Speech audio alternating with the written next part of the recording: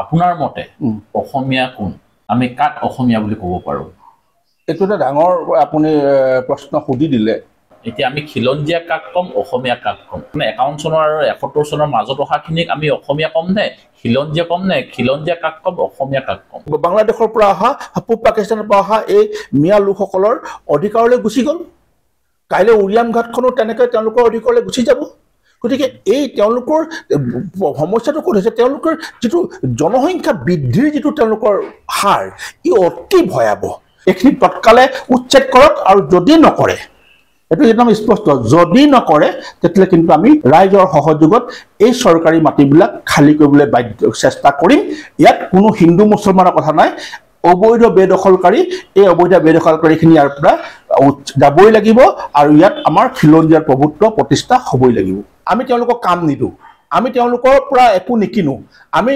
মাছৰ বজাৰখন আমি আমাৰ হাতলৈ নিম মাছ আমি তেওঁলোকৰ হাতৰ তেওঁলোকে অনা মাছ আমি নিকিনো আমি আমাৰ নিজৰ অসমীয়া ল'ৰাক আমি মাছৰ ব্যৱসায়ত কণীৰ ব্যৱসায়ত শাক পাচলি আমি নিজে খেতি কৰিম আৰু প্ৰতিদিনাখন আমি থলুৱা যিখন আমাৰ আখৰ পাখৰ যিবিলাক সৰু সৰু বজাৰ আছে সেই চাৰিআলিবিলাক তিনিআলিবিলাকত আছে তাত আমি খিলঞ্জীয়া মানুহখিনিয়ে নিজৰ বাৰীৰ চব্জি আনি পেলাই বিক্ৰী কৰিম আৰু সেইখিনি আমি কিনিম তেওঁলোকেও নিজৰ চিনাকিটো অসমীয়া দিবৰ কাৰণে চেষ্টা কৰক আমাৰ ধৰ্মটো পিছত মই হিন্দু নে মই মুছলমান সেইটো পিছত আহক আমাৰ চিনাকিটো প্ৰথম হ'ব লাগিব অসমীয়া তেতিয়াহ'লে আমাৰ এই সমস্যাটো নাথাকিব খিলঞ্জীয়াৰ লগত আমাৰ কোনো সংঘাত নহয় সি হিন্দুৱে হওক সি মুছলমানে হওক খিলঞ্জীয়া মানুহখিনিৰ লগত আমাৰ সংঘাত নাই আমাৰ সংঘাতটো ক'ত ভাৰতীয় যিখিনি নাগৰিকত্ব পাইছে পূব পাকিস্তানৰ পৰা যিখিনি আহিছে বাংলাদেশৰ পৰা যিখিনি আহিছে সেইখিনিৰ লগতে আমাৰ সংঘাত তেতিয়াহ'লে আমাৰ ক্লিয়াৰ হৈ যায় কোনো আমাক বেয়া পাবলগীয়া নাই ডিব্ৰুগড়িত জনবিস্ফোৰণ ঘটিছে গোৱালপাৰা জনবিস্ফোৰণ ঘটিছে জেগা নোহোৱা হৈছে তেওঁলোকে ক'লে উজনিলৈ ঢাপলি মেলিছে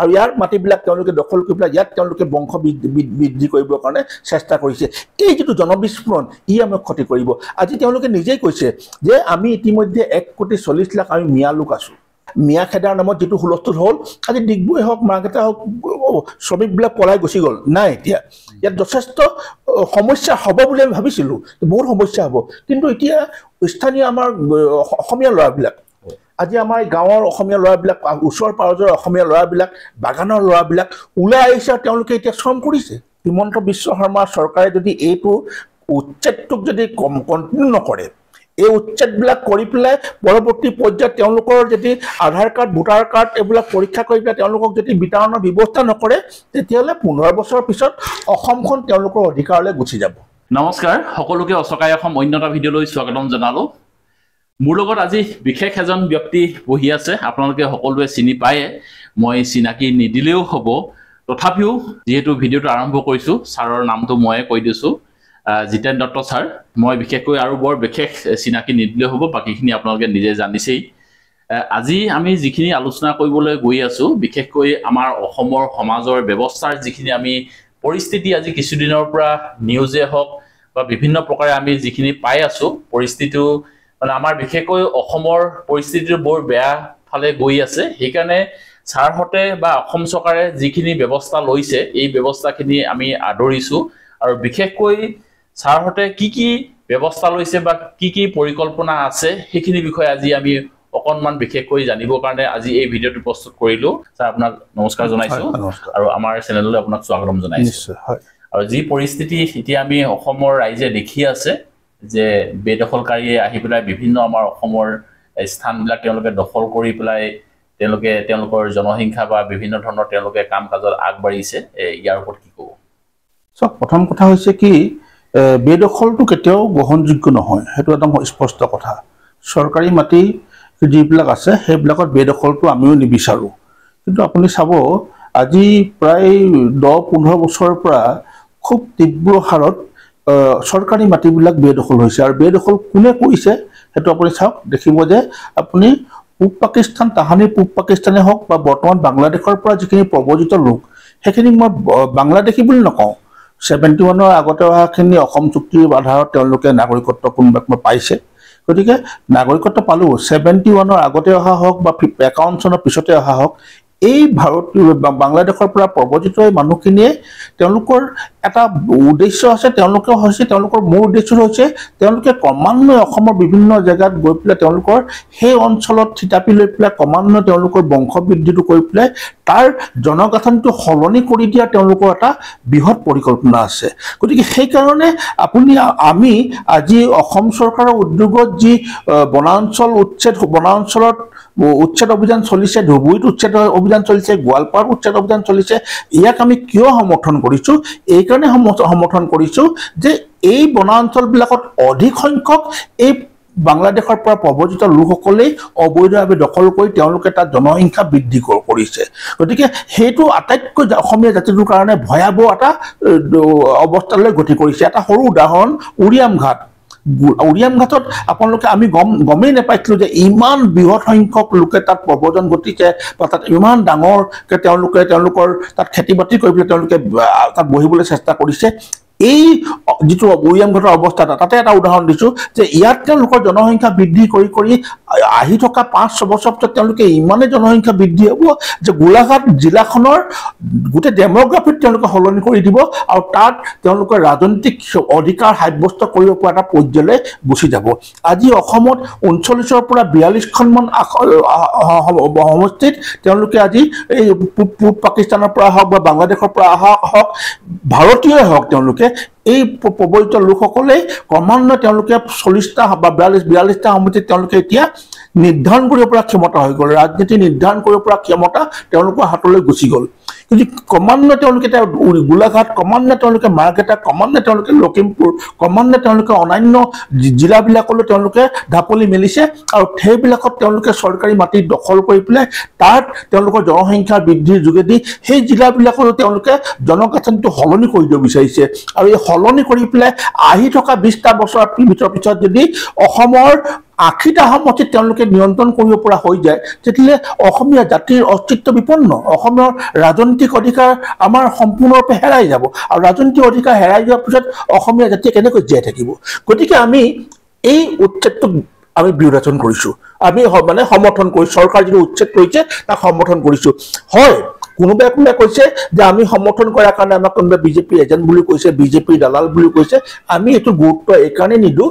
হয়, চৰকাৰে হয়তো 26ৰ ইলেকশ্যনৰ কাৰণে এটা পৰিৱেশ সৃষ্টি কৰিবৰ কাৰণে এইখিনি কৰিব পাৰে, কিন্তু চৰকাৰে 26ৰ ইলেকশ্যনৰ কাৰণে হওক বা কিবা কাৰণে যিহৰ কাৰণে নহওক তেওঁলোকে তেওঁলোকৰ উদ্দেশ্য সফল কৰিবৰ কাৰণে কৰিছে। কিন্তু সেই ক্ষেত্ৰত আমিও জাতিটোৰ সুৰক্ষাৰ কাৰণে এটা পথ দেখা পাইছোঁ যে আমিও এই ক্ষেত্ৰত চৰকাৰক সহায় কৰি পেলাই আমিও সেই সুবিধাটো কিয় ল'ব নোৱাৰোঁ যে আমিও আমাৰ জাতিটোক সুৰক্ষিত কৰিবৰ কাৰণে এই মুহূৰ্ততে সেই সুবিধাটো ল'বলৈ চেষ্টা কৰোঁ। কাৰণ আৰু কোনোবা মুখ্যমন্ত্ৰীয়ে ভৱিষ্যতে উৰিয়াম ঘাটৰ নিচিনাকৈ যে উচ্ছেদ চলাবলৈ সাহস কৰিব, এয়া কেতিয়াও সম্ভৱ নহয়। কাৰণ যোৱা বিগত 20টা-25টা বছৰ কোনো এজন মুখ্যমন্ত্ৰীয়ে এই অবৈধ বেদখলৰ বিৰুদ্ধত মাত মাতিবলৈ চেষ্টা নকৰিলে। কাৰণ উচ্চতম ন্যায়ালয়ে গোটেই বনাঞ্চলবিলাক মুক্ত কৰিবৰ কাৰণে কাহানি বাই নিৰ্দেশ দিছিলে, কিন্তু কোনো এজন মুখ্যমন্ত্ৰীয়ে সাহস নকৰিলে। ভোট বেংক যোৱাৰ ক্ষেত্ৰত এজন মুখ্যমন্ত্ৰীয়ে সাহস কৰিছে, তেওঁ সাহসটোৰ পিছফালে হয়তো ৰাজনৈতিক ক্ষমতা দখলৰ কথা থাকিব পাৰে, কিন্তু আমাৰ কথাটো হৈছে যে তেওঁ এই পদক্ষেপত সমৰ্থন জনাই পেলাই আমি জাতিটোক সুৰক্ষিত কৰাৰ এইটো এটা উপযুক্ত সময়। সমূহ অসমবাসী ৰাইজে এই ক্ষেত্ৰত সহযোগ কৰাটো উচিত। য'ত বেদখল হৈছে এই বেদখলবিলাক চৰকাৰৰ দৃষ্টিগোচৰ কৰাব লাগে আৰু সেইবিলাকক উচ্ছেদ কৰি পেলাই ইয়াত খিলঞ্জীয়া যিটো প্ৰভুত্ব, সেইটো প্ৰভুত্বটো প্ৰতিষ্ঠা কৰাৰ কাৰণে সকলোৱে আগবাঢ়ি আহিব লাগে। ইয়াতে মই এটা প্ৰশ্ন সুধিব বিচাৰিছোঁ, এইটো মোৰ ব্যক্তিগত প্ৰশ্ন। যিহেতু ধৰক আমি ভিডিঅ'বিলাক প্ৰস্তুত কৰি থাকোঁ, আমি বিভিন্ন ধৰণৰ গাঁৱৰ ভিতৰলৈ আমি সোমাই যাওঁ।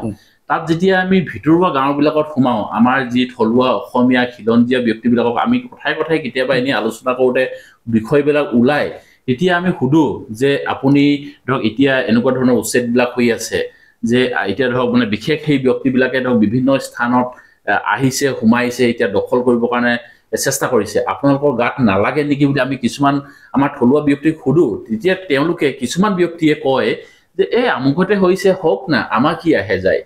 কিছুমান ব্যক্তিয়ে এনেকুৱা ধৰণৰ মন্তব্য দিয়ে, কাৰণ কেলৈ তাহাঁতৰ নিজৰ ঘৰত যিহেতু পোৱা নাই বা তেওঁলোকে অসমখনক নিজৰ বুলি নাভাবে নেকি বুলি মোৰ এটা অনুমান। চাওক, প্ৰথম কথা হৈছে কি, তেনেধৰণৰ আচলতে আমাৰ মানুহখিনি চিন্তা নকৰাৰ বহুখিনি দিশ আছে। ধৰক এতিয়া এটা সৰু উদাহৰণ, কাকপথাৰ এৰিয়াটোৱে কাকপথাৰ গোটেই ইয়াতো মৰাণ জনগোষ্ঠীৰ অধিকৃত এলেকা তাত মৰাণ মানুহৰ বাহিৰে বেলেগ মানুহৰ তাত মানে অবৈধ আহ-যাহ বা তেনেধৰণৰ কোনো বহা নাই গতিকে সেই মানুহখিনিয়ে বাহিৰৰ জগতখনৰ লগত বৰ বিশেষ সম্পৰ্ক তেওঁলোকৰ নাই তেওঁলোকে যে আমি ইয়াতো সেফ আমাৰ ইয়াতো কোনো কৃষি মাটি দখল কৰা নাই আমাৰতো কোনো চৰকাৰী মাটি দখল নাই কৰা আমি কেলে চিন্তা কৰিব লাগে সেইটো ঠিক কিন্তু ৰাজনৈতিক অধিকাৰটো আমি সুৰক্ষিত কৰিব পাৰিছো না সেই কথাখিনি তেওঁলোকে চিন্তাটো কৰাটো উচিত কাৰণ আজি তিনিচুকীয়া জিলাৰ যেতিয়া অবৈধ প্ৰব্ৰজনকাৰী জনসংখ্যা বৃদ্ধিৰ যোগে তিনিচুকীয়াৰ ডেমোগ্ৰাফিটো জনগাঁথনিটো সলনি কৰি দিব সলনি কৰাৰ লগে লগে তিনিচুকীয়া সমষ্টিত অন্ততঃ কেইটা মাহকেইটা শদিয়া মাকুম তিনিচুকীয়া ডিগবৈ এনেকে 4টা নে 5টা সমষ্টি আছে এই সমষ্টিকেইটাত কাইলৈ যেতিয়া অহা 10 বছৰৰ পিছত যেতিয়া আমি এজন মৰাণ জনগোষ্ঠীৰ প্ৰতিনিধি নিৰ্বাচন কৰিবলৈ যাওঁতে তেওঁলোকে এই পাকিস্তানৰ পৰা অহা বাংলাদেশৰ পৰা অহা প্ৰব্ৰজিতসকলে নিৰ্ধাৰণ কৰাৰ পৰা ক্ষমতা আহি যাব তেতিয়া আমি এজন মৰাণ প্ৰতিনিধি দিছপুৰলৈ পঠিয়াব পাৰিম জানো যদি নোৱাৰো তেতিয়া সমস্যাটো আমাৰতো আহিলেই আজি আমি সেই কথাটো চিন্তা কৰিলো ৰাজনৈতিক ক্ষমতাটো ক্ৰমান্বয়ে আমাৰ হাতৰ পৰা গুচি যাব নেকি এই কথাটো আমি চিন্তা কৰাটো প্ৰয়োজন আছে যেনেকৈ আজি গোৱালপাৰাত আপুনি এজন খেলঞ্জিয়াক তাত আপুনি জিকাই আনিব নোৱাৰে ধুবুৰীত আপুনি এজন খেলঞ্জিয়াক জিকাই আনিব নোৱাৰে নগাঁৱত আজি তাৰিখত তাৰ ডেমোগ্ৰাফিটো সলনি হৈছে তাত আজি তাৰিখত আপুনি এজন খেলঞ্জিয়া প্ৰতিনিধিক জিকাই অনাটো আৰু 2-3 বছৰত অসম্ভৱ হৈ পৰিব দলগাঁও চলগাঁওবিলাকত অসম্ভৱ হৈ পৰিব গতিকে এই যেটো সমস্যা এই সমস্যাটোৱে কাইলৈ মৰাণ জনগোষ্ঠীকো হওক মটক জনগোষ্ঠীকো হওক আহোমকো হওক প্ৰভাৱ পেলাব তেওঁলোককো ক্ষতি কৰিব সেই কাৰণে আমি উচ্ছেদৰ বিৰোধাচৰণ সকলোৱে কৰিব লাগে আৰু লগতে আপুনি চাব যে তেওঁলোকৰ আগ্ৰাসনৰ ভূমি আগ্ৰাসনৰ লগে লগে তেওঁলোকে বজাৰখনো দখল কৰি পেলাইছে আজি আমি কাকপথাৰ মানুহখিনিয়ে কেতিয়াবা সপ্তাহৰ মূৰত দেওবাৰ দিনাখন চব্জি কিনি লৈ পেলাই তিনিচুকীয়ালৈ বিক্ৰী কৰিবলৈ আহে এটা ভাল লক্ষণ অন্তত আমি বেপাৰ বাণিজ্য কৰিবলৈ শিকিছো কিন্তু আপুনি বহল দিশে চাবলৈ হলে অসমৰ গোটেই বজাৰখন কোনে আজি দেখত দখল কৰি পেলালে মাছৰ বজাৰখনে হওক মাংসৰ বজাৰখনে হওক কণীৰ বজাৰখনে হওক শাকপাচলি বজাৰখনতে হওক কাৰ দখল এই পূব পাকিস্তান বা বাংলাদেশৰ পৰা প্ৰব্ৰজিত এই মিয়া যিখিনি আমি কৈছো মিয়া মুছলিমখিনি লোকৰ হাততে গোটেই বজাৰখিনি গুচি গ'ল খাৰুপেটীয়া চব্জি নহলে তিনিচুকীয়া এদিন মানুহে যদি চাৰপিটি বা চব্জি নাহে তিনিচুকীয়াত মানুহে চব্জি খাব নোপোৱা এটা ব্যৱস্থালৈ গুচি গ'ল তাৰমানে কি ইকনমিটো তেওঁলোকৰ হাতলৈ গুচি গ'ল ইতিমধ্যে আপুনি গুৱাহাটীত চাব গুৱাহাটীত এপে ড্ৰাইভাৰে হওক আপোনাৰ ওলা ড্ৰাইভাৰে হওক বা আপোনাৰ উবেৰ ড্ৰাইভাৰে হওক ঠেলা চালকে হওক ৰিক্সা চলাই হওক আপোনাৰ ৰাজমিস্ত্ৰী হওক টাইলছ মিস্ত্ৰী হওক আমাৰ এইবিলাকতো ৰাজমিস্ত্ৰী আমি ঘৰ এটা বনাবৰ কাৰণে আমি ধুবুৰীৰ পৰা লেবাৰ আনিবলগীয়া অৱস্থা হৈ গ'ল টাইলছ লগাবৰ কাৰণে ধুবুৰীৰ পৰা লেবাৰ আনিব লাগে ৰং মিস্ত্ৰী হওক পানীৰ টিউবৱেলটো বহাবৰ কাৰণে সব আমি সেই মানুহখিনিৰ ওপৰত নিৰ্ভৰ হৈ গ'লো তাৰমানে কি সেই মানুহখিনিৰ ওপৰত নিৰ্ভৰ লৈ পেলাই আমি ইকনমিটো সম্পূৰ্ণ তেওঁলোকে আমাৰ হাতৰ পৰা লৈ গুচি গ'ল ইকনমিত তেওঁলোকে লৈ গুচি গ'ল ৰাজনৈতিক ক্ষমতাটো কাইলৈ আমাৰ হাতৰ পৰা তেওঁলোকে লৈ গুচি যাব জাতীয় থাকিব কি একো নাথাকিব সেইদিনাখন আমি মূৰে কপালত থপিয়াই লাভ আছে সেইদিনাখন কাকপথাৰে হওক বা আপোনাৰ চাবুৱাৰে হওক বানুখিনিয়ে মূৰ তুলি জীয়াই থাকিব পাৰিব নেকি যদি ইকনমিটো নাথাকে যদি ৰাজনৈতিক ক্ষমতাটো আমাৰ নাথাকে একো নাথাকিব নহয় আপুনি জানি আচৰিত হ'ব আগতে নাম নকওঁ মই আগতে এজন ফৰেষ্ট মিনিষ্টাৰ মুছলমান সম্প্ৰদায়ৰ লোকে ফৰেষ্ট মিনিষ্টাৰ হৈছিল তেতিয়া গোটেই ফৰেষ্টত 80% লোক তেওঁলোকৰ নিজৰ সম্প্ৰদায়ৰ মানুহ ভৰাই দিছিল তাৰমানে কি এই মানুহখিনি এই যাৰ যেটো মুছলিম সেন্টিমেন্টটো তীব্ৰ যাৰ আছে তেওঁলোকে কাইলৈ শাসন কৰাৰ পিছত তেওঁলোকে তেওঁলোকৰ নিজৰ মানুহখিনিৰ কাৰণে সদায় চিন্তা কৰিব আমাৰ মানুহখিনিক সদায় তেওঁলোকে দুৰলৈ ঠেলি দিবলৈ চেষ্টা কৰিব গতিকে এই সেন্টিমেন্টবিলাক এই ব্যৱস্থাবিলাক আমি এতিয়াই কঠোৰভাৱে বাধা দিব লাগিব লগতে মই আৰু এটা কথা কৈ থব বিচাৰিছো যে এই কথাখিনি ক'বলৈ যাওঁতে আমাৰ কিছুমান খিলঞ্জীয়া মুছলমানে আমাক বেয়া পায় যে এহেঁতি মুছলমান বিৰোধী আমি মুছলমান বিৰোধী নহয় আপোনাৰ আজি চিনাকি আপুনি মৰাণ হলেও আপোনাৰ চিনাকি কি আপুনি অসমীয়া মোৰ চিনাকি কি মই কলিতা হলেও মোৰ চিনাকি অসমীয়া কোনোবা এজন আহোমৰ চিনাকিটো কি অসমীয়া গতিকে খিলঞ্জীয়া মুছলমান মানুহখিনিৰ চিনাকিটো অসমীয়া হ'ব লাগিব কাৰণ তেওঁলোক অধিকাংশ গৰীয়া মৰিয়া দেশী আমি দেখিছো অধিকাংশই এসময়ত হিন্দুৰ পৰা ডাইভাৰ্ট হৈছে তেওঁলোক মুছলমানলৈ ডাইভাৰ্ট হোৱা তেওঁলোক ডাইভাৰ্ট হৈছে গতিকে এই মানুহখিনি খিলঞ্জীয়া অসমীয়া তেওঁলোকেও নিজৰ চিনাকিটো অসমীয়া দিবৰ কাৰণে চেষ্টা কৰক আমাৰ ধৰ্মটো পিছত মই হিন্দু নে মই মুছলমান সেইটো পিছত আহক আমাৰ চিনাকিটো প্ৰথম হ'ব লাগিব অসমীয়া তেতিয়াহ'লে আমাৰ এই সমস্যাটো নাথাকিব খিলঞ্জীয়াৰ লগত আমাৰ কোনো সংঘাত নহয় সি হিন্দুৱে হওক সি মুছলমানে হওক খিলঞ্জীয়া মানুহখিনিৰ লগত আমাৰ সংঘাত নাই আমাৰ সংঘাতটো ক'ত ভাৰতীয় যিখিনি নাগৰিকত্ব পাইছে পূব পাকিস্তানৰ পৰা যিখিনি আহিছে বাংলাদেশৰ পৰা যিখিনি আহিছে সেইখিনিৰ লগতে আমাৰ সংঘাত তেতিয়াহ'লে আমাৰ ক্লিয়াৰ হৈ যায় কোনো আমাক বেয়া পাবলগীয়া নাই গতিকে এই ক্লিয়াৰটো প্ৰয়োজন আছে যে আমি কাৰ বিৰুদ্ধত থিয় হৈছোঁ কাৰ বিৰুদ্ধত আমি মাত মাতিছোঁ এই কথাখিনি তেতিয়া ক্লিয়াৰ হৈ যাব হয় যেহেতু আপুনি অকণমান আগত ক'লে যে আমাৰ প্ৰতিটো কাম আমি তেওঁলোকৰ ওপৰত বিশেষ সেই ব্যক্তিবিলাকৰ ওপৰত আমি নিৰ্ভৰ কৰিব লগা হৈছে যেনেকৈ আপুনি ক'লে যে মিস্ত্ৰীৰ পৰা আদি কৰি বিভিন্ন ধৰণৰ ব্যক্তিবিলাক এতিয়া ধৰক এতিয়া মোৰ অনুভৱ আমি যেতিয়া এখন গাঁৱৰ ভিতৰলৈ সোমাওঁ যে তেওঁলোকৰ ঘৰত থকা সেই পুৰুষবিলাক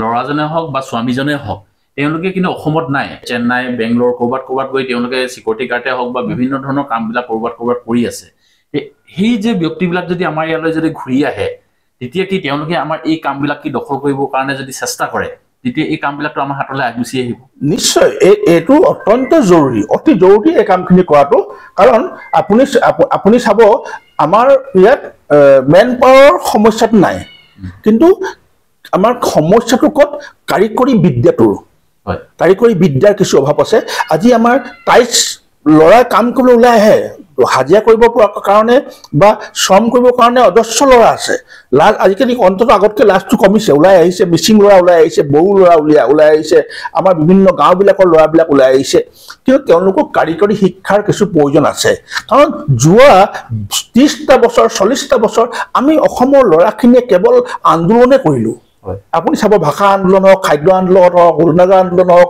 বিদেশী বিধান আন্দোলন হওক আলফাৰ 30-40 বছৰীয়া এই সংগ্ৰামে হওক এইবিলাকত আমাৰ খিলঞ্জীয়া যুৱচামটো যথেষ্ট ক্ষতি হ'ল তেওঁলোকক আমি কৰ্ম সংস্কৃতিলৈ নিশিকালোঁ নিশিকাৰ কাৰণে বহু পিছ পৰি গ'ল গতিকে আমি এতিয়া সেই ল'ৰাবিলাকক লৈ পেলাই আমাৰ বিভিন্ন সংগঠনবিলাকে এই কামটো কৰা উচিত যে আমি কাৰিকৰী প্ৰশিক্ষণ কিছুমান আমি আয়োজন কৰিব লাগিব গাঁওবিলাকত এমহীয়া দুমহীয়া প্ৰশিক্ষণ কেন্দ্ৰ আমি স্কিল যিটো ডেভেলপমেণ্ট স্কিল তেওঁলোকৰ স্কিল কৰিব লাগিব বোলে আজি বোলে কাকো পথাৰতে আমি ল'ৰাখিনিক আমি ৰাজমিস্ত্ৰীয়ে হওক টাইলছ কেনেকৈ লগাই আমি ইলেক্ট্ৰিচিয়ানে হওক ৱেল্ডাৰে হওক এইবিলাক বা ড্ৰাইভিং শিকাবৰ কাৰণে যদি আমি এনেধৰণৰ কাৰিকৰী শিক্ষাবিলাকৰ কাৰণে যদি আমি তেনেকৈ কৰ্মশালা আয়োজন কৰোঁ তাৰ যোগেদি যদি আমি এই প্ৰডাক্টটো সৃষ্টি কৰোঁ তেতিয়াহ'লে আমাৰ যথেষ্ট ল'ৰা ছোৱালী এই ব্যৱস্থাটোত জড়িত হৈ পৰিব আজি ধৰক ইয়াত যিটো এতিয়া গোটেই অসমত মিয়া খেদাৰ নামত যিটো হুলস্থুল হ'ল আজি ডিগবৈ হওক মাৰ্কেটা হওক শ্ৰমিকবিলাক পলাই গুচি গ'ল নাই এতিয়া ইয়াত যথেষ্ট সমস্যা হ'ব বুলি আমি ভাবিছিলোঁ বহুত সমস্যা হ'ব কিন্তু এতিয়া স্থানীয় আমাৰ অসমীয়া ল'ৰাবিলাক আজি আমাৰ গাঁৱৰ অসমীয়া ল'ৰাবিলাক ওচৰ পাজৰৰ অসমীয়া ল'ৰাবিলাক বাগানৰ ল'ৰাবিলাক ওলাই আহিছে আৰু তেওঁলোকে এতিয়া শ্ৰম কৰিছে গতিকে আমি তেওঁলোকক এখন ক্ষেত্ৰ দিবলৈ পাৰিছিলোঁ হয় আমাক আৰু অলপ স্কিল ল'ৰা লাগিব আৰু অলপ বেছিকৈ মানুহ প্ৰয়োজন আছে সময়ৰ প্ৰয়োজন হ'ব হয় আমি আৰু 4-5 মাহ বা এবছৰৰ ভিতৰত আমি আমাৰ ল'ৰাবিলাকক প্ৰস্তুত কৰি ইয়াত শ্ৰমিক হিচাপে তেওঁলোকক নিয়োগ কৰিব পৰাকৈ ব্যৱস্থা এটা গঢ় দিব পাৰিম তাৰ কাৰণে কিছু সময়ৰ প্ৰয়োজন হ'ব জাতিটো বচাব হ'লেতো আমি সময়ৰ প্ৰয়োজন লাগিবই আলফাই জাতিটোৰ কাৰণে 40 বছৰ সংগ্ৰাম কৰিলে আছুৱে অসম চুক্তি কৰাৰ পিছত আজিলৈকে বিদেশী খেদাৰ নামত আন্দোলন কৰিয়ে আছে ইমান দীঘলীয়া আমি কাম কৰিছোঁ যদি জাতিটো বচাবৰ কাৰণে আৰু এবছৰ দুবছৰ আমি এই ল'ৰাখিনিক স্কিল কৰিব পৰাকৈ আমি এখন সংগ্ৰাম কিয় কৰিব নোৱাৰোঁ যদি এখন সংগ্ৰাম কৰোঁ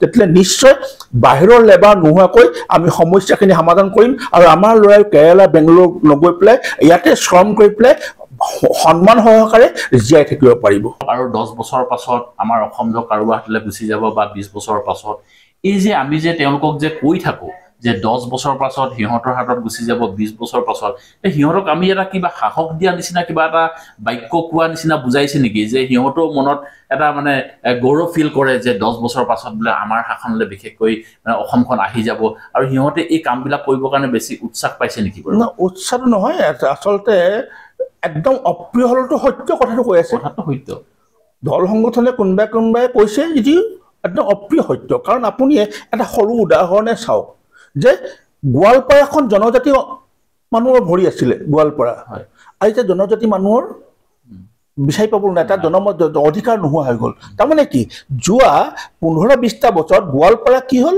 জনজাতি মানুহৰ অধিকাৰৰ পৰা সম্পূৰ্ণ ৰূপত বাংলাদেশৰ পৰা অহা পূব পাকিস্তানৰ পৰা অহা এই মিয়া লোকসকলৰ অধিকাৰলৈ গুচি গ'ল। কাইলৈ উৰিয়াম ঘাটখনো তেনেকৈ তেওঁলোকৰ অধিকাৰলৈ গুচি যাব। গতিকে এই তেওঁলোকৰ সমস্যাটো ক'ত হৈছে, তেওঁলোকৰ যিটো জনসংখ্যা বৃদ্ধিৰ যিটো তেওঁলোকৰ হাৰ ই অতি ভয়াৱহ। তেওঁলোকে কৈছে যে তেওঁলোকৰ এজন পুৰুষে 2-3জনী মানুহ বিয়া পাতি পেলাই 10টা 12টা 15টা সন্তান জন্ম দিয়ে। আৰু আমাৰ মানুহবিলাকৰ কি, আমাৰ মানুহবিলাকৰ 1টা বা 2টা সন্তানৰ অধিক আমাৰ আজিকালি নোৱাৰে। অসমীয়া মানুহৰ 1টা বা 2টা সন্তানৰ অধিক নাই। ক'ত 1টা বা 2টা সন্তান এটা পৰিয়ালত, আৰু ক'ত এটা পৰিয়ালত 10টা বা 15টা সন্তান। গতিকে এই জন্মৰ হাৰটো কিমান তীব্ৰ হৈছে, তীব্ৰ হোৱাৰ কাৰণে কি হৈছে, তেওঁলোকৰ জনবিস্ফোৰণ ঘটিছে। জনবিস্ফোৰণ ঘটাৰ কাৰণে কি হ'ল, আজি ডিব্ৰুগড়িত জনবিস্ফোৰণ ঘটিছে, গোৱালপাৰাত জনবিস্ফোৰণ ঘটিছে, জেগা নোহোৱা হৈছে। তেওঁলোকে ক'লে উজনিলৈ ঢাপলি মেলিছে আৰু ইয়াৰ মাটিবিলাক তেওঁলোকে দখল কৰি পেলাই ইয়াত তেওঁলোকে বংশ বৃদ্ধি কৰিবৰ কাৰণে চেষ্টা কৰিছে। এই যিটো জনবিস্ফোৰণ ই আমাক ক্ষতি কৰিব। আজি তেওঁলোকে নিজেই কৈছে যে আমি ইতিমধ্যে 1,40,00,000 আমি মিয়া লোক আছো। এইটো সঁচা মিছা পিছত ওলাব, কিন্তু তেওঁলোকেতো আৱাজটো আমিতো দিয়া নাই, আমাৰ পৰা মুখ পৰা নাই, তেওঁলোকৰ মুখৰ পৰা ওলাইছে যে আমি 1,40,00,000 মিয়া লোক আছো। 3,27,00,000 অসমৰ জনসংখ্যা, এই 3,27,00,000 যদি 1,40,00,000 মিয়া লোক হয়, আৰু আনাদাৰ 10 বছৰ পিছত এই 1,40,00,000টো 2.5 কোটি 3 কোটি পাই যাব। সেইদিনাখন আমাৰ এই যিটো অৱস্থা যে বহিৰাগতে লৈ ল'ব, এইটো হয় নহয়, এইটো হয়। আজি যেনিবা ত্ৰিপুৰীসকলৰ অধিকাৰ নাই, ত্ৰিপুৰীসকলৰ অধিকাৰ আছে নি? এই ত্ৰিপুৰীসকল আজি সম্পূৰ্ণৰূপে সংখ্যালঘু, ত্ৰিপুৰীসকলৰ অস্তিত্বৰ কাৰণে তেওঁলোকে চকুৰ টুকিবলগীয়া হৈছে। সম্পূৰ্ণৰূপে বাংলাদেশৰ পৰা প্ৰব্ৰজিত বেংগলী মানুহে হওক, মুছলমান লোকে হওক, ত্ৰিপুৰাখন গ্ৰাস কৰি পেলালে। তাত এতিয়া ত্ৰিপুৰীসকলৰ অধিকাৰ নাই। একে অৱস্থা আমাৰো হৈ আছে যে এই মানুহখিনিৰ আগ্ৰাসনে অসমীয়াৰ অস্তিত্ব সম্পূৰ্ণৰূপে বিপন্ন কৰিব। আৰু এইটো এটা স্পষ্ট কথা, লিখি ৰাখক বা আপুনি আজি তাৰিখত মই আপোনাক কৈ থৈছোঁ, যদি এইটো হাৰত যদি হিমন্ত বিশ্ব শৰ্মা চৰকাৰে যদি এইটো উচ্ছেদটোক যদি কণ্টিনিউ নকৰে, এই উচ্ছেদবিলাক কৰি পেলাই পৰৱৰ্তী পৰ্যায়ত তেওঁলোকৰ যদি আধাৰ কাৰ্ড, ভোটাৰ কাৰ্ড এইবিলাক পৰীক্ষা কৰি পেলাই তেওঁলোকক যদি বিতৰণৰ ব্যৱস্থা নকৰে, তেতিয়াহ'লে 15 বছৰৰ পিছত অসমখন তেওঁলোকৰ অধিকাৰলৈ গুচি যাব। এইটো ক্লিয়াৰ। আৰু বাংলাদেশত সেইটো আৱাজ দিয়ে আছে। আপুনি দেখিছে এখন বৃহৎ ইছলামিক ৰাষ্ট্ৰ তেওঁলোকৰ মেপ বনাইছে, য'ত অসমখনক উত্তৰ পূৰ্বাঞ্চলক তেওঁলোকে সেই মেপৰ ভিতৰত সোমোৱাই থৈছে। আৰু বাংলাদেশত আৱাজো দিছে যে অসম আমাৰ, ত্ৰিপুৰা আমাৰ, মিজোৰাম আমাৰ, গোটেই অসমখন উত্তৰ পূৰ্বাঞ্চল আমাৰ বুলি তেওঁলোকে আৱাজে দিছে। গতিকে সেইকাৰণে এইটো তেওঁলোকে ওপৰতে দিয়া আৱাজ নহয়। সৰু ল'ৰাটো আমি এদিন দেখিছোঁ, বাংলাদেশৰ সৰু ল'ৰাটো চিঞৰিছে। সৰু ল'ৰাটো যেতিয়া চিঞৰিছে, তাৰমানে কি এইটো এটা বৃহৎ তেওঁলোকৰ পৰিকল্পনা। আৰু এই পৰিকল্পনাটো বাস্তৱ ৰূপ দিবৰ কাৰণে তেওঁলোকে কৌশলৰে এই আগ্ৰাসনবিলাক কৰিছে। গতিকে ইয়াক আমি যিকোনো মূল্যৰ বিনিময়ত আমি বাধা দিব লাগিব, জাতিটোৰ সুৰক্ষাৰ স্বাৰ্থত। মানে এতিয়া আমাৰ গাঁৱৰ ভিতৰত থকা প্ৰতিজন অসমীয়া খিলঞ্জীয়ে এতিয়া মানে মাত মাতি আগবাঢ়ি আহিবই লাগিব। আমাৰ খিলঞ্জীয়া মানুহখিনি এটা কাম কৰিব লাগিব যে আমি বজাৰখন দখল কৰিব লাগিব। আমি 2 প্ৰকাৰে তেওঁলোকক খেদি পঠিয়াব পাৰোঁ। কেনেকৈ খেদিম? যে আমি তেওঁলোকক আমি কামত ব্যৱহাৰ নকৰোঁ। মোৰ ঘৰত যদি টিউবৱেল এটা বহাবলগীয়াও আছে, মই কোনোবা ওচৰ পৰ্যায়ৰ আমাৰ নিজৰ মানুহকে বিচাৰি আনি পেলাই মই টিউবৱেলটো লগোৱাম। মোৰ গাঁৱত যদি ঘৰ এটা বনাবলগীয়া আছে, মই লাগিলে 10 টকা এটা যদি হাজিৰা বেছিও হয়, মই মোৰ মানুহখিনি বিচাৰি আনি পেলাই মই কামত লগাম। মই এই মানুহখিনিক ধুবুৰীৰ পৰা সস্তা, তেওঁলোকে 20 টকা এটা সস্তাত কাম কৰি দিব বা 50 টকা সস্তাত কাম কৰি দিব বুলি তেওঁলোকক আনি পেলাই মই কামত নলগাওঁ। এই মানসিকতা যদি আমি সৃষ্টি কৰোঁ, তেতিয়াহ'লে কিন্তু আমি সুৰক্ষিত হ'ম। আমি সেই চিন্তাটো কৰিব লাগিব। আমি তেওঁলোকক কাম নিদিওঁ, আমি তেওঁলোকৰ পৰা একো নিকিনো। আমি মাছৰ বজাৰখন আমি আমাৰ হাতলৈ নিম। মাছ আমি তেওঁলোকে অনা মাছ আমি নিকিনো। আমি আমাৰ নিজৰ অসমীয়া ল'ৰাক আমি মাছৰ ব্যৱসায়ত, কণীৰ ব্যৱসায়ত, শাক পাচলি আমি নিজে খেতি কৰিম। আৰু প্ৰতিদিনাখন আমি থলুৱা যিখন আমাৰ আশৰ পাশৰ যিবিলাক সৰু সৰু বজাৰ আছে, সেই চাৰিআলিবিলাক, তিনিআলিবিলাকত আছে, তাত আমি খিলঞ্জীয়া মানুহখিনিয়ে নিজৰ বাৰীৰ চব্জি আনি পেলাই বিক্ৰী কৰিম। আৰু সেইখিনি আমি কিনিম, 2 টকা দাম হ'ব পাৰে, আমি সেইখিনিয়ে কিনিম। কাৰণ খাৰুপেটীয়াৰ চব্জিখিনি তেওঁলোকে কেমিকেল দি পেলাই ৰাসায়নিক সাৰ দি পেলাই তেওঁলোকে উৎপন্ন কৰে যিটো আমাৰ স্বাস্থ্যৰ কাৰণে ক্ষতি আৰু আমাৰ গাঁৱৰ মানুহখিনিয়ে গোবৰ দি পেলাই বা অৰ্গেনিক সাৰ দি পেলাই খেতিটো কৰে গতিকে সাধাৰণতে এইটো এই চব্জিটোৱে আমাক স্বাস্থ্য অপকাৰ নকৰে বৰঞ্চ উপকাৰ কৰিব হয় 50 পইচা বা 1 টকা দাম হ'ব গতিকে আমি যদি এই সেন্টিমেন্ট লৈ লওঁ জাতীয়তাবাদী চিন্তাৰে যদি আমি ভাবো যে আমি অসমীয়া মানুহৰ পৰাই চব্জি কিনি খাম অসমীয়া মানুহকে আমি কামত লগাম বা বাগানৰ মানুহখিনিকে আমি কামত লগাম বাগানীয়ৰ মানুহখিনিৰ পৰা আমি বস্তু কিনি খাম এই মিয়া মুছলমানসকল বা আমি কোনো বস্তু নিকিনো তেওঁলোকক আমি কোনো কামত নলগাম তেতিয়া তেওঁলোকে কেলে বহি থাকিব তেওঁলোকে বহিছে কিয় আজি মাহঁতে কিয় বহিছে কয়লা খনিত তেওঁলোকে কয়লা বেপাৰীকেইটাক কয়লা খান্দি দিব লাগে সস্তাত তেওঁলোকক কয়লা খান্দি দিব লাগে কয়লা বেপাৰীকেইটাকে 100-200 আনি পেলাই বহাই থৈছে যদি কাইলৈ কয়লা খনা বেপাৰীকেইটাক যদি আমি বেপাৰীকেইটাক কৈ দিয়ে আমি এই মানুহখিনি নলগাওঁ আমি স্থানীয় মানুহক যোগেদি কয়লা খান্দিম তেতিয়া এই মানুহখিনি নিজে নিজে গুচি যাব আমি উচ্ছেদ কৰিব নালাগে নহয় গতিকে আমি তেওঁলোকক ভাতে মৰা আৰু কামে মৰাৰ পৰিকল্পনা যদি কৰোঁ তেতিয়া জাতিটো বাচিব যে আপোনাৰ মতে অসমীয়া কোন আমি কাক অসমীয়া বুলি ক'ব পাৰোঁ এইটো এটা ডাঙৰ আপুনি প্ৰশ্ন সুধি দিলে এতিয়া আটাইতকৈ ডাঙৰ সমস্যাটো হৈছে সেইটোৱেই চুকাফাই যি বৰ অসমৰ ভেটি প্ৰস্তুত কৰি থৈ গৈছিল সকলোকে হাত ৰাজ মাৰি পেলাই এক ৰাজ প্ৰতিষ্ঠা কৰাৰ যিটো প্ৰক্ৰিয়াৰে যিটো অসমীয়া জাতি গঠন কৰিছিল মৰাণ মটক মিচিং দেউৰী আহোম কোচ কলিতা সকলোকে এক কৰি এক অসমীয়া জাতি প্ৰতিষ্ঠা কৰিছিল আমি সেইখিনিকে অসমীয়া বুলি ভাবোঁ কিন্তু আজি ৰাজনৈতিক পাকচক্ৰত পৰি এনেকুৱা হ'ল সকলোৱে এই অসমীয়া এই ধাৰণাটোৰ পৰা আঁতৰি যাবলৈ বিচাৰিছে মৰাণে মৰাণ হিচাপে চিনাকি দিবলৈ বিচাৰিছে আহোমে আহোম হিচাপে চিনাকি দিব বিচাৰিছে মিচিঙে মিচিং হিচাপে চিনাকি দিব বিচাৰিছে যাৰ ফলত অসমীয়া বৰ ভেটিটো ভাঙি যোৱাৰ উপক্ৰম হৈছে এইটোক আমি সুৰক্ষিত কৰিবই লাগিব যদি ভাঙি যায় তেতিয়াহ'লে কিন্তু আমি শত্ৰুৰ বাধা অতিক্ৰম কৰিব নোৱাৰিম শত্ৰুৰ বাধা অতিক্ৰম কৰিবলৈ হ'লে আমি শক্তিশালী অসমীয়া জাতি হিচাপে নিজকে গঢ়ি তুলিব লাগিব আৰু শক্তিশালী অসমীয়া জাতি হিচাপে ঐক্যবদ্ধ হৈয়ে আমি এইখন যুঁজত লিপ্ত হ'ব লাগিব আমি অকল মৰাণ মানুহখিনিয়ে আমি অকলে জীয়াই থাকিব নোৱাৰোঁ শত্ৰু ইমান শক্তিশালী আমাৰ চাৰিওকিনাৰে থকা শত্ৰু ইমান শক্তিশালী যে এই শক্তিশালী শত্ৰুৰ বিৰুদ্ধত থিয় হ'বৰ কাৰণে মৰাণে অকলে নোৱাৰোঁ আহোমেও অকলে নোৱাৰোঁ বা কোচ কলিতাই অকলে নোৱাৰোঁ এই শক্তিশালী শত্ৰুৰ বিৰুদ্ধত যুঁজিবৰ কাৰণে তাহানিতে চুকাফাই যিখিনি বিভিন্ন জাতি জনগোষ্ঠীক ঐক্যবদ্ধ কৰি পেলাই যি এটা অসমীয়া জাতি গঠন কৰি থৈ গৈছিল সেই অসমীয়া জাতিটো আমি আকৌ গঠন আমি ঐক্যবদ্ধ হৈ পেলাই আমি শত্ৰুৰ বিৰুদ্ধত থিয় হ'ব লাগিব আৰু সেইটোখিনিকে মই অসমীয়া বুলি ভাবোঁ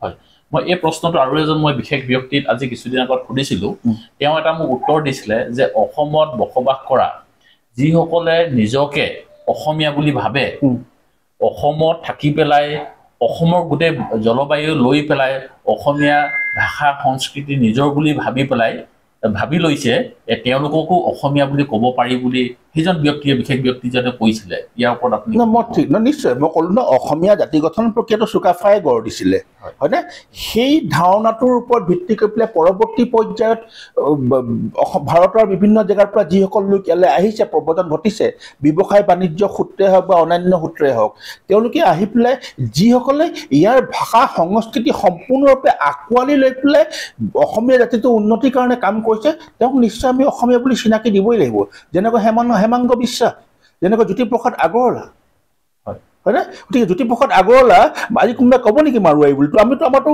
আজি জ্যোতিপ্ৰসাদ আগৰৱালাৰ জন্ম দিৱসে হওক বা তেওঁলোকৰ মৃত্যু তিথিয়ে হওক আজি কোনো মাৰোৱাৰী নাপাতে কিন্তু অসমীয়াকেইটাই সদায় জ্যোতিপ্ৰসাদৰ শিল্পী দিৱস হিচাপে আজি পালন কৰি আহিছে গোটেই অসমীয়াই সেইটো মাৰোৱাৰী পাতক নাপাতক তাৰমানে কি আমি ইমানেই আমাৰ ভাষা সংস্কৃতিক যোনে আদৰি লয় তাক আমি একেবাৰে বুকুৰ আপোন হিচাপে আমিও আদৰি লওঁ গতিকে যিসকলে অসমৰ ভাষা সংস্কৃতি আদৰি লৈছে সেইখিনি অসমীয়া যেনেকৈ চাহ বাগানৰ মানুহখিনি বাগানৰ শ্ৰমিক হিচাপে তেওঁলোক আহি পেলাই আজি অসমৰ বতাহ পানী বায়ু খাই আজি অসমত তেওঁলোকে অসমীয়া মানুহখিনিৰ লগত একাকাৰ হৈ পৰিলে একাকাৰ হৈ পেলাই তেওঁলোকে অসমীয়া ভাষা সংস্কৃতি গ্ৰহণ কৰিলে আজি অসমীয়া স্কুলত পঢ়িছে অসমীয়া ভাষা সংস্কৃতি গ্ৰহণ কৰিছে গতিকে এই মানুহখিনি আজি আমিতো ক'ব নোৱাৰোঁ এই মানুহখিনি ঝাৰখণ্ডৰ পৰা আহিছে গতিকে ঝাৰখণ্ডৰ সেই সেইখিনি মানুহ বুলি আমি ক'ব নোৱাৰোঁ, উৰিষ্যাৰ পৰা আহিছে উৰিষ্যাৰ মানুহ বুলি ক'ব নোৱাৰোঁ।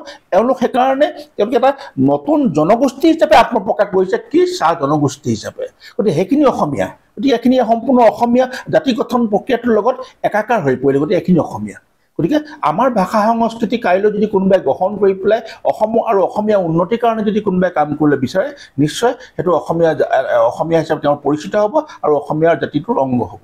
কাইলৈ যদি ধৰক কোনোবা এতিয়া ধৰক 1971 চনৰ পাছত অহা কোনোবা এজন ব্যক্তিয়ে যদি আহি পেলাই কয় যে মোৰ ঘৰ বিহাৰত বা মোৰ ঘৰ বাংলাদেশত, মই বোলে এতিয়া অসমত থাকিম, মই কিন্তু অসমীয়া, তেওঁ যদি অসমীয়া বুলি চিনাকি দিয়ে, তেতিয়া আমি কি বুলি কওঁ? নহয় নহয়, অসমীয়া বুলি চিনাকিটো দিলেই নহ'ব নহয়। তেওঁৰ প্ৰথম কথা 71ৰ পিছত বাংলাদেশৰ পৰা অহাটো অসমীয়া কথা আহিবই নোৱাৰে, সি সম্পূৰ্ণ বিদেশী, সি যাবই লাগিব।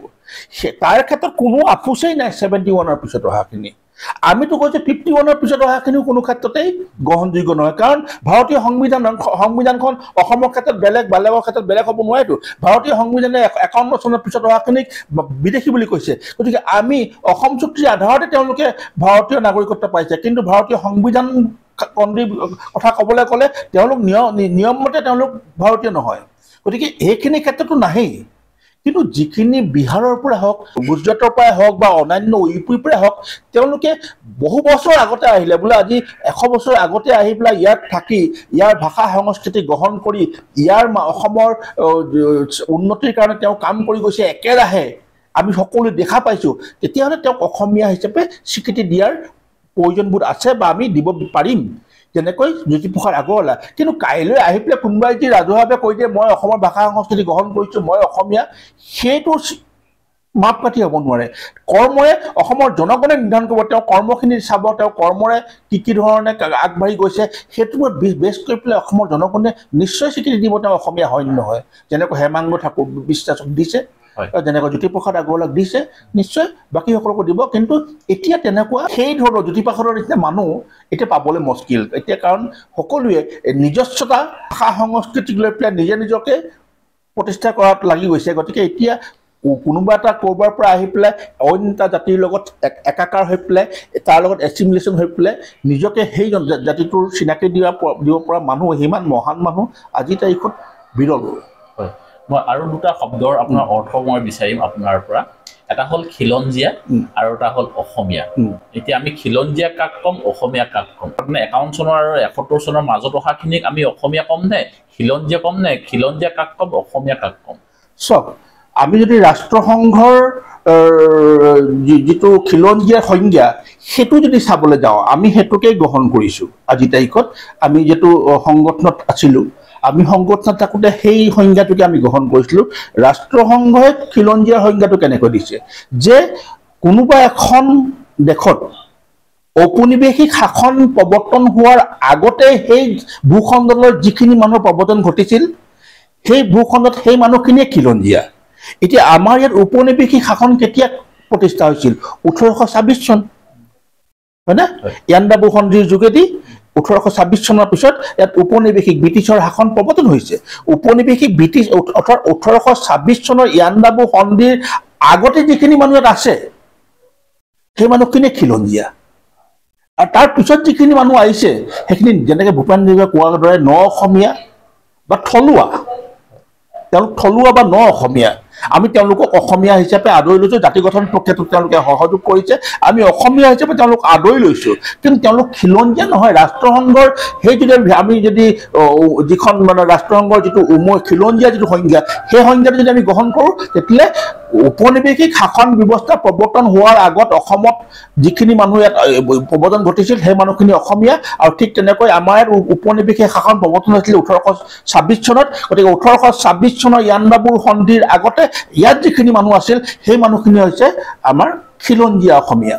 আৰু বিশেষকৈ এতিয়া ধৰক যিহেতু উচ্ছেদৰ প্ৰক্ৰিয়া চলি আছে, চৰকাৰে চলাই আছে, আইনী প্ৰক্ৰিয়া চলি আছে, আমাৰ বিশেষকৈ তিনিচুকীয়া জিলাত আপোনালোকে পদক্ষেপ কি লৈছে বা কি ল'ম বুলি পৰিকল্পনা কৰি থকা হৈছে?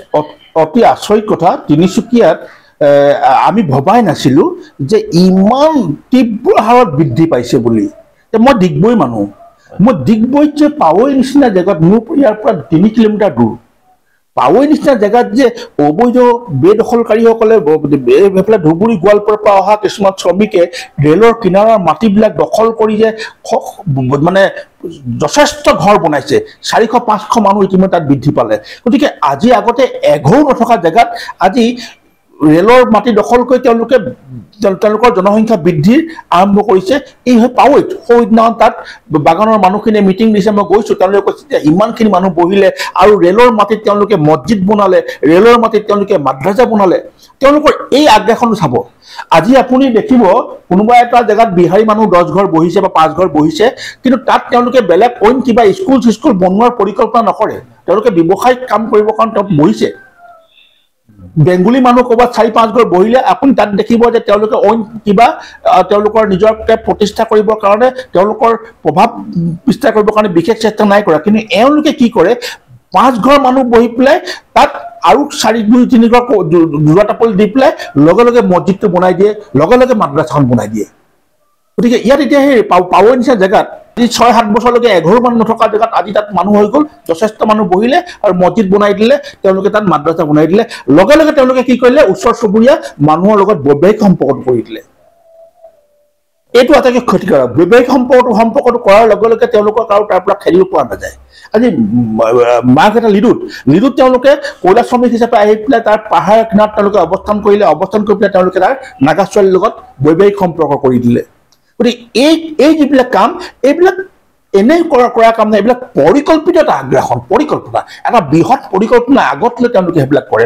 আজি লিডুৰ মলং বস্তিত আজি গোটেইটো সেইটো হৈছে ট্ৰাইবেল বেল্টৰ কিনাৰত নদীৰ চাপৰিত তেওঁলোকে এঘৰ দুঘৰকে বহি পেলাই লাষ্টত 100 ওপৰ ঘৰ তেওঁলোকে তাত বনাই দিছিলে, তাত মাদ্ৰাজা বনাই দিছিলে, মছজিদ বনাই দিছিলে। কিন্তু যি নহওক আজিৰ পৰা 4-5 বছৰ আগতে আমিয়ে গৈ পেলাই সেইখিনি উচ্ছেদ কৰিছিলোঁ। গতিকে এই যিটো আগ্ৰাসন, এই আগ্ৰাসনটো যথেষ্ট ভয়ানক হৈছে তিনিচুকীয়াত। গতিকে তিনিচুকীয়া প্ৰশাসনক আমি অৱগত কৰিছোঁ যে লিডুৰ পৰা মাৰ্ঘেটা গোটেই চাৰ্কলটো, মাৰ্ঘেটা, লিডু, মলং, লেখাপানীৰ পৰা আৰম্ভ কৰি এই গোটেইখিনি ডিগবৈ, পাৱৈ, বৰডুমচা, পেঙেৰি চবতে গোৱালপাৰা, ধুবুৰীৰ পৰা অহা শ্ৰমিকবিলাকে চৰকাৰী মাটি, ৰেলৰ মাটি এইবিলাক দখল কৰি বহিছে। এইখিনি সোনকালে উচ্ছেদ কৰিব লাগে, নহ'লে এহেঁতি কাইলৈ আমাৰ ওপৰতে তেওঁলোকে প্ৰভাৱ বিস্তাৰ কৰিবলৈ চেষ্টা কৰিব আৰু আমাক যথেষ্ট ক্ষতি কৰিব। গতিকে সেইকাৰণে আমি এইটো বিচাৰিছোঁ যে তিনিচুকীয়া প্ৰশাসনে মুখ্যমন্ত্ৰী মহোদয়ে DC উপায়ুক্তসকলক নিৰ্দেশ দিছে যে যোনবিলাক ডিষ্ট্ৰিক্টত চৰকাৰী মাটিত অবৈধ লোকসকল বহি আছে তেওঁলোকক উচ্ছেদ কৰিব লাগে, নহ'লে ব্যৱস্থা লোৱা হ'ব। গতিকে আমিও সেইকাৰণে তিনিচুকীয়া জিলাৰ উপায়ুক্ত মহোদয়, আয়ুক্ত মহোদয়ক, সমজিলা আয়ুক্ত মহোদয়ক অনুৰোধ জনাইছোঁ যে তিনিচুকীয়া জিলাৰ বিভিন্ন জেগাত আমি কৈ দিছোঁ, পাৱৈ, লিডু, মাৰ্ঘেটা, মলং, লেখাপানী, বৰডুমচা, পেঙেৰি এইবিলাকত যথেষ্ট সংখ্যক লোকে চৰকাৰী মাটি দখল কৰিব তেওঁলোকে প্ৰভাৱ বিস্তাৰ কৰিবলৈ চেষ্টা কৰিছে। এইখিনি তৎকালে উচ্ছেদ কৰক, আৰু যদি নকৰে, এইটো একদম স্পষ্ট, যদি নকৰে ৰাইজৰ সহযোগত এই চৰকাৰী মাটিবিলাক খালী কৰিবলৈ চেষ্টা কৰিম। ইয়াত কোনো হিন্দু মুছলমানৰ কথা নাই। অবৈধ বেদখলকাৰী, এই অবৈধ বেদখলকাৰীখিনি ইয়াৰ পৰা যাবই লাগিব, আৰু ইয়াত আমাৰ খিলঞ্জীয়াৰ প্ৰভুত্ব প্ৰতিষ্ঠা হ'বই লাগিব।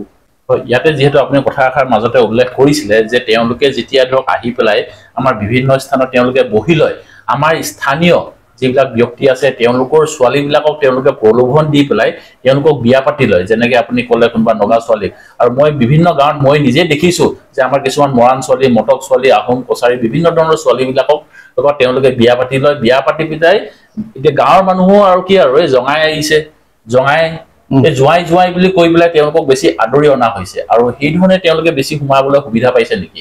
এই জোৱাই প্ৰক্ৰিয়াটো অত্যন্ত ভয়ংকৰ। এইটো অত্যন্ত ভয়ংকৰ। ই জোৱাই বুলি হোৱা মানে বিয়া পতাৰ লগত তেওঁ খিলঞ্জীয়া হৈ গ'ল। সি কালি পৰহি অহাই হওক, তাৰ ভোটাৰ লিষ্ট ভুৱাই হওক, আধাৰ কাৰ্ড ভুৱাই হওক, সি 71ৰ পিছতে অহাই হওক, কিন্তু ইয়াত যেতিয়া আপোনাৰ মৰাণ ছোৱালীজনী বিয়া পাতি ল'ব, কলিতা ছোৱালীজনী বিয়া পাতি ল'ব বা নাগা ছোৱালীজনী বিয়া পাতি ল'ব, সি তেতিয়া একদম বুঢ়া অসমীয়া হৈ গ'ল, সি খিলঞ্জীয়া হৈ গ'ল। গতিকে এইটো অত্যন্ত ভয়াৱহ। গতিকে এইটোক আমি ৰোধ কৰিব লাগিব। নাগালেণ্ডত ই এটা ভয়াৱহ ৰূপ ধাৰণ কৰিছে। নাগালেণ্ডত নাগা ছোৱালীবিলাক মুছলিম ল'ৰাই বিয়া পাতি ইমানেই বিয়া পাতিলে এটা বৃহৎ জনগোষ্ঠীয়ে তেওঁলোক ৰূপান্তৰিত হৈ পৰিছে। এইটো ক্ৰমান্বয়ে সি নাগালেণ্ডৰ কাৰণে ভয়াৱহ এটা সমস্যালৈ সৃষ্টি কৰিছে। অজস্ৰ নাগা ছোৱালী মুছলিম ল'ৰাই বিয়া পাতি গোষ্ঠীয়ে তেওঁলোক ৰূপান্তৰিত হৈ পৰিছে। গতিকে সেই ধৰণৰ আমাৰ ইয়াতো তেওঁলোকে সেই চিন্তাখিনি কৰিছে।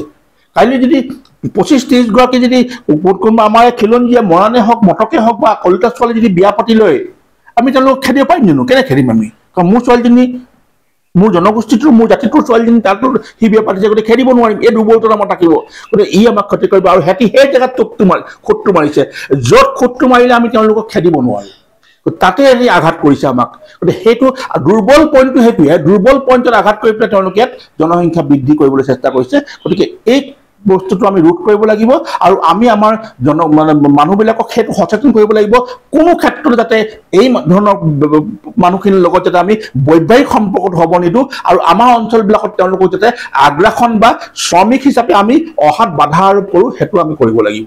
এতিয়া যিহেতু ধৰক মানে আমাৰ মুখ্যমন্ত্ৰী হিমন্ত বিশ্ব শৰ্মা ছাৰে যি ধৰণে ধৰক বিদেশী খেদাত এতিয়া তেওঁলোকে বিভিন্ন ধৰণৰ বা উচ্ছেদ কৰিবৰ কাৰণে তেওঁলোকে চেষ্টা কৰি আছে, যে আগৰ চৰকাৰবিলাকে অকল এই ভোটৰ লালসাতে তেওঁলোকে এনেকুৱা ধৰণৰ কামবিলাক কৰিবলৈ কি সাহস কৰা নাছিলে নেকি? সঁচা কথা। আজিতো আপোনাৰ আগৰ চৰকাৰবিলাকে সেইটোৱে, কাৰণ মই কৈছোঁ 40টা-42টা সমষ্টিত নিৰ্ধাৰণ কৰিব পৰা মানুহখিনিক কেনেকৈ বুঢ়া আঙুলি দেখায়? নোৱাৰে ন বুঢ়া আঙুলি দেখাবৰ কাৰণে, কাৰণ 40টা চিট আজমলৰ ইউডিএফ কেনেকৈ গঠন কৰিলে? তেওঁলোকৰ নিজস্ব কমিউনিটিৰ মানুহ সিমান আছে, তেওঁলোকে দম দেখাব পৰা অৱস্থাত আছে কাৰণে আজি ইউডিএফ গঠন হ'ল। তেওঁলোকে কি ক'লে? আমি মুছলমান ভোট দি পেলাই আমি চৰকাৰৰ কিং মেকাৰ হৈ থাকিম। গতিকে সেই পৰ্যায়ত তেওঁলোকে গুচি গ'ল। গতিকে আজি এই 40টা-42টা চিট দখল কৰিব পৰা, বিধানসভা সমষ্টি নিয়ন্ত্ৰণ কৰিব পৰা এই মানুহখিনিক কেনেকৈ বুঢ়া আঙুলি দেখায়? সেইকাৰণে কোনো এজন মুখ্যমন্ত্ৰীয়ে সাহস নকৰিলে, কিন্তু এইজন মুখ্যমন্ত্ৰীয়ে সেই সাহসটো কৰিছে, আৰু আমি তাক সেইকাৰণে আমি সমৰ্থন কৰিছোঁ যে এনেকুৱা এজন সাহসী মুখ্যমন্ত্ৰী পাইছোঁ আমি। গতিকে এইটো তেওঁৰ কি ৰাজনৈতিক অভিপ্ৰায় আছে আমি নাজানো, কিন্তু তেওঁৰ ৰাজনৈতিক অভিপ্ৰায়টোৰ বিপৰীতে জাতিটোৰ লাভ বেছি হ'ব। গতিকে আমি জাতিটোৰ লাভ হোৱাটো চাইছোঁ। বিজেপিৰ কি লাভ হয় মোৰ দৰকাৰ নাই, কিন্তু মোৰ জাতিটো বেছি লাভ হ'ব এই উচ্ছেদবিলাকৰ যোগেদি। গতিকে মই জাতিটোৰ লাভ হোৱাৰ কাৰণে মই আজিৰ তাৰিখত এই প্ৰক্ৰিয়াটোক সমৰ্থন কৰিছোঁ। হয়, আমি বিভিন্ন ধৰণৰ মনলৈ যিবিলাক প্ৰশ্ন আহিছে বা যিবিলাক আজি কিছুদিনৰ পৰা আমি নিউজতে হওক বিভিন্ন প্ৰকাৰে আমি দেখি আছোঁ, শুনি আছোঁ, সেইবিলাকে আমি আমাৰ মনত থকা প্ৰশ্নবিলাক আজি আমি ছাৰৰ লগত অকণমান আলোচনা কৰিবৰ কাৰণে চেষ্টা কৰিছোঁ। আপোনালোকৰ মনতো যদি তেনেকুৱা ধৰণৰ কিবা যদি প্ৰশ্ন আছে আপোনালোকে কমেণ্টত লিখি দিব। আজি আমি ভিডিঅ'টো বৰ বেছি দীঘল নকৰোঁ ছাৰ, আজি ইয়াতে সামৰিছোঁ। আপোনালোকক একদম অশেষ ধন্যবাদ জনালোঁ ইমানখিনি সময় দিয়াৰ বাবে। আমি পিছত আকৌ কেতিয়াবা বহিম। আপোনালোকৰ মনত যদি কিবা এনেকুৱা ধৰণৰ প্ৰশ্ন যদি আছে আপোনালোকে আমাৰ কমেণ্ট বক্সত লিখি দিব। ছাৰৰ লগত আমি পিছত আকৌ আলোচনা কৰিম। আপোনালোকৰ মনৰ কথাবিলাক আমি আকৌ ৰাইজৰ আগত দাঙি ধৰিবৰ কাৰণে চেষ্টা কৰিম। এই ভিডিঅ'টো আজি অকণমান তথ্যমূলক আলোচনা কৰিবৰ কাৰণে চেষ্টা কৰিলোঁ। ভিডিঅ'টো আপোনালোকে কেনেকুৱা পালে জনাবৰ কাৰণে নাপাহৰিব। ভিডিঅ'টো আৰু বৰ বেছি দীঘল নকৰি ভিডিঅ'টো আজি ইয়াতে সামৰণি মাৰিছোঁ। অন্য এটা ভিডিঅ'ত অতি সোনকালে লগ পোৱাৰ প্ৰতিশ্ৰুতি আজি এই ভিডিঅ'টোৰ পৰা বিদায় ল'লোঁ। ধন্যবাদ থাকিল। জয় অসম।